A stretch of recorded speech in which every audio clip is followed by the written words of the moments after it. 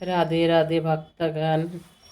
आज हम भक्तिमती शबरी जी की कथा श्रवण करेंगे। शबरी जी कैसे छिपकर सेवा करती थी और क्यों छिपकर सेवा करती थी, वही कथा आज हम श्रवण करेंगे। देखिए भक्तगण, यदि हम लोग किसी के लिए थोड़ी सी भी सेवा करें तो उसका प्रचार प्रसार करने के लिए, इंसान तक मनुष्य तक पहुंचाने के लिए क्या क्या टेक्निक हम प्रयोग करते हैं। देखिए भाई, हम तो बहुत सेवा करते हैं, हम बहुत सेवा वाले हैं, हम बहुत दान करते हैं, बहुत सारे टेक्निक हम इन लोगों तक पहुंचाने के लिए करते हैं। और हमारी सबरी मैया वो किसी को भनक तक लगने नहीं देते, भाई हम सेवा कर रहे हैं। और जिस कारण से स्वयं भगवान राम जी सबरी मैया को ढूंढते ढूंढते उनकी कुटिया तक पहुंच गए। शबरी माता की कथा बहुत ही महत्वपूर्ण है, कारण शबरी जी इतने सरल स्वभाव के थे कि उन्होंने अपने गुरुदेव के वचन पर, उनकी कथा पर इतना विश्वास करते थे, उनकी कथा पर विश्वास करके अपने पूरे जीवन अपने गुरु जी के नाम से समर्पण कर दिए, अपने भगवान श्री राम जी के नाम से समर्पण कर दिए। कारण गुरुदेव ईश्वर तुल्य है, क्योंकि गुरु के बिना हम ईश्वर तक पहुंच नहीं सकते। संसार में जाने के लिए रास्ता दिखाने वाले बहुत सारे मिलेंगे, लेकिन भगवान के पास जाने के लिए, उनके पास पहुंचने के लिए रास्ता गुरु जी दिखाएंगे।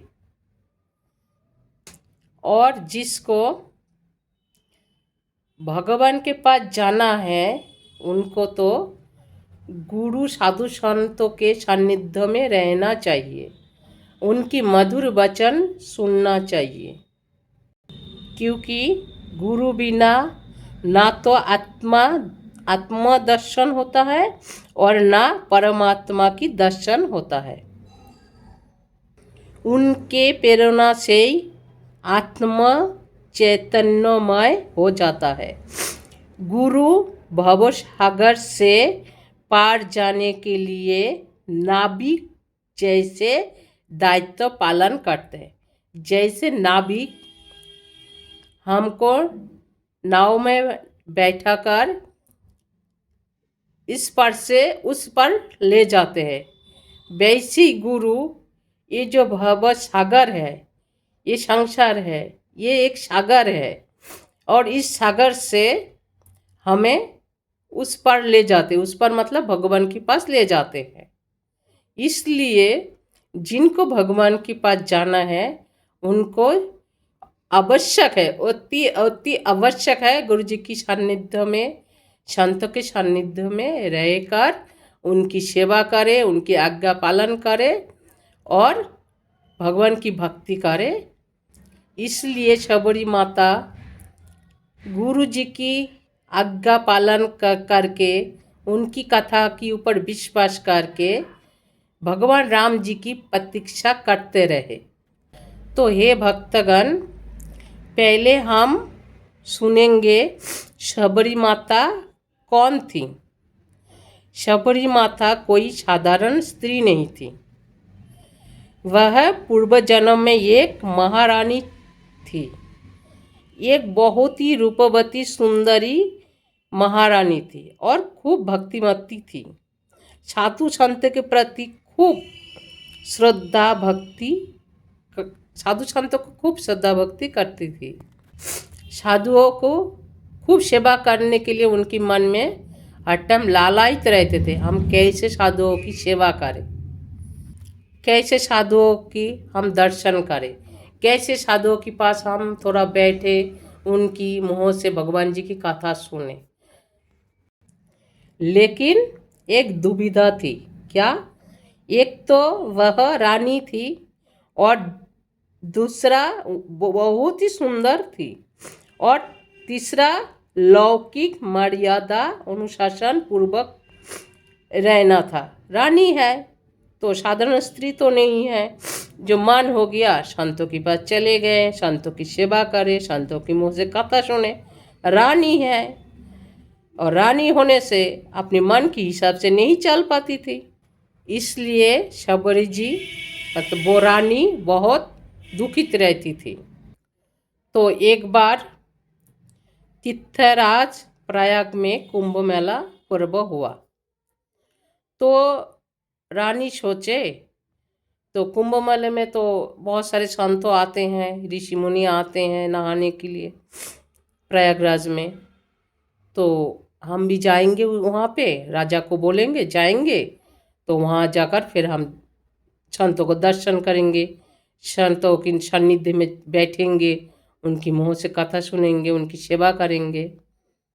ऐसे सोचकर फिर रानी महाराज जी के पास गए, महाराज के पास गए और बोले, महाराज हमारी इच्छा है हम प्रयागराज जाएं, तो आप ले चलिए हमें पर प्रयागराज, वहाँ पे संत लोग आएंगे, हम उनको दर्शन करेंगे।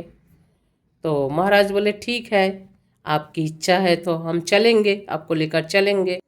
तो राजा की संग महारानी प्रयागराज कुंभ मेला में आए और कुंभ में शिविर लगाए, मतलब रूम जैसे बनाए, तो वहाँ पे रानी को ठहरने के लिए दिए, उनकी संग उनकी दास दासी है, महाराज बगल वाले रूम में है, और रानी तब सुबह जल्दी जल्दी जागे और जागकर फिर खिड़की से देखने लगे, कुंभ मेला में खिड़की में देखने लगे संतों लोग कितने सुंदर कीर्तन कर रहे हैं, झूम झूम के नाच रहे हैं, कीर्तन कर रहे हैं, और बाकी कुंभ मेले में जो भी स्त्री पुरुष बच्चे आए सब बैठे हैं, कीर्तन कर रहे हैं, गा रहे हैं, त्रिवेणी में नहा रहे हैं।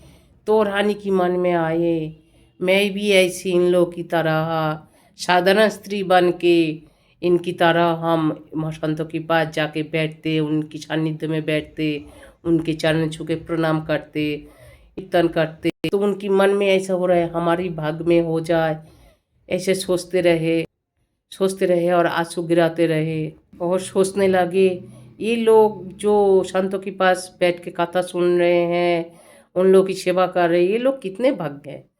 हम पे चलिए, और हम एक रानी बन के हम कहीं पे जाएंगे तो दासी भेज देते हैं, और रानी है और रानी जब किसी के पास जाएंगे चाहे संतों कोई वो सम्मान करते हैं तो उनको अच्छा नहीं लगता, शबरी माता को अच्छा नहीं लगता, वो भी सोचती रहती है हम साधारण स्त्री बन के जाए, हम संतों को सम्मान करेंगे, हम संतों को सेवा करेंगे।